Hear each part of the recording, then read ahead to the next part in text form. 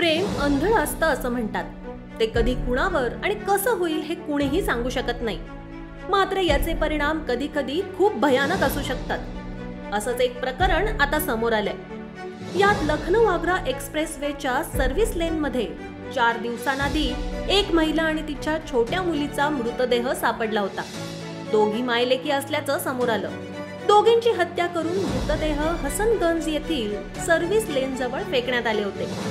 वीटभट्टी व्यावसायिकाच्या पत्नीने चालक, नोकर आणि अन्य 2 जणांच्या मदतीने आई आणि मुलीची हत्या केली होती.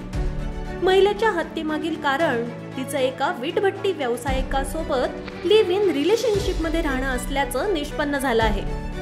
वीटभट्टी व्यावसायिकाच्या पत्नीने महिलेला मार्गातून हटवण्याचा भयंकर कट रचला.